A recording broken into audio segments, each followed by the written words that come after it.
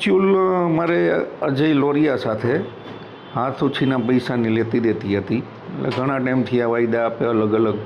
એટલે કાલે અમારું નક્કી થયું હતું કે સવારમાં 11 વાગે હું તમારી ફેક્ટરી આવી અને ફાઇનલી આપણે તમને પેમેન્ટ કરાવું છું. એટલે 11 વાગે આવ્યો નહીં. એટલે પછી રાતના 11 વાગે મેં એને કોલ કર્યો કે ભાઈ તું હજી આવ્યો નથી તો હવે ક્યાં આપણે મળશું, એમ તો આપણે કંઈક નક્કી કરી લઈ. તારાથી ન થાય એવું હોય તો વાંધો નથી, પણ તું આગળ પાછળનો એક ફિક્સ ટાઈમ આપ એમ. એટલે મને જેમ આવે એમ માંડ્યો મા બેન હમાણી ગારું દેવા. એટલે મેં કીધું ભાઈ સભ્યતાથી વાત કર, પેમેન્ટ અમારે લેવાનું, તોય તું આવી રીતનું વર્તન કરશ. એટલે મને કે હાલ તું ક્યાં જો હતા નતર આવું. એટલે મેં કીધું તારે જ્યાં મળું ત્યાં હું આવું, હાલ નક્કી કરને. એટલે પહેલાં મને અલગ અલગ કીધું અહીંયા આવું, પછી મને કે આ ભારત ટ્રાન્સપોર્ટની જગ્યાએ મને કહે અહીંયા આવું કે અહીંયા મળી. એટલે પછી જેવી અમે, એટલે એકચ્યુઅલી એક બંધ ડેલો છે દરવાજાવાળો, એટલે એ દરવાજો એને બંધ કરી દીધો. અને પછી અમે, હું મારો ફ્રેન્ડ એ ગાડી ચલાવતો હતો, એટલે અંદર ડેલામાં ગાડી પાર્ક કરી. એટલે આપણે રૂટીન એમ કે ભાઈ મળવાનું છે, એના હિસાબે આપણે આગળ વધ્યા. થોડું ચાલીને ગયો, ત્યાં પાછળ બોક્સની પાછળ હંતાઈને આવી અને લગભગ 10 ફૂટનો લાંબો એક ધોકો હશે ને એમાં ખીલી ફિટ કરી રાખી હતી એને. અને આડેધડ મર્ડર રચ કરવાનું છે એવું એનું ફિક્સ હતું અમારા બેયનું. એટલી હદે ક્રૂરતાથી મારઝૂડ કરવા માંડ્યો. એટલે મેં સામે પ્રોટેક્શનમાં હાથ આમ રાખ્યા તો મારા બંને હાથમાં ફ્રેક્ચર થઈ ગયું. એનું હજી ઓપરેટ કરવાનું બાકી છે. અને હું એને કહું છું ભાઈ તું શાંતિ રાખ, શાંતિ રાખ. આપણે બેસીને વાત કરી. અને મારી સાથે જે બીજો મારો મિત્ર હતો અને રિલેશનમાં થાય જયેશભાઈ પાડલિયા, એ પણ ગાડીમાંથી નીચે ઉતરી અને મને મારા બચાવ માટે આગળ આવ્યો. તો એને મારઝૂડ કરી અને એને તો પેલું લાકડાનો જે ધોકો હતો બહુ મોટો, એમાં ખીલી ફિટ કરી લેતી, એને માથામાં માર્યું. એટલે માથામાં મારીને ખેંચ્યું એટલે એકદમ મોટો એને માથામાં મોટો ઘાવ પડી ગયો. એ પણ ગંભીર ઈજાથી હજી તો એને ખાલી સ્ટ્રીટ લીધા છે, 12-14 ટાંકા એવા છે. હજી તો બીજું તો એનું સીટી સ્કેનની થાય પછી એમાં ઇન્જરી ખબર પડશે કે આ કયા લેવલની.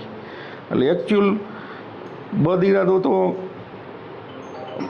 મર્ડર ટાઈપ જ ગણીએ કે એને મારી નાખવાની ઈરાદાથી જ નક્કી કર્યું હતું. અને પછી હું પછી ગાડીમાં થોડું ભાગીને બેસી ગયો. એટલે પછી ઓલો મારો મિત્ર છે જે જયેશભાઈ પાડલિયા, એ બી ગાડીમાં બેઠો ગાડી ચલાવવા માટે. તો એને 2 વખત ડોર ઓપન કરી અને ઢસડી નીચે જમીન ઉપર આરોટ આવ્યો ને એની ચેસ્ટ હૃદય ઉપર ફૂલ પ્રેશરથી પગ દીધો. અને એ લગભગ ઓછામાં ઓછી ઘણી ટાઈમ સુધી પગ એમનામ દીધે જ રાખ્યો કે જેથી કરીને. અને પછી થોડું કોઈ બાજુમાં હતો બીજો, એને આને સેજ આમ કરી અને એટલે પેલો ઊભો થઈ અને પાછો ગાડીમાં બેસી ગયો. અમે ફટાફટ પછી ગાડી ઓન કરીને અહીંયાથી ભાગી નીકળ્યા. ફરિયાદ નોંધાવી. મારું નામ વિકી ઘોડાસરા છે. આજે ઘટના થઈ છે મારવાની, કોના દ્વારા હુમલો કરવામાં આવ્યો હતો અને તમારે શું માનવું?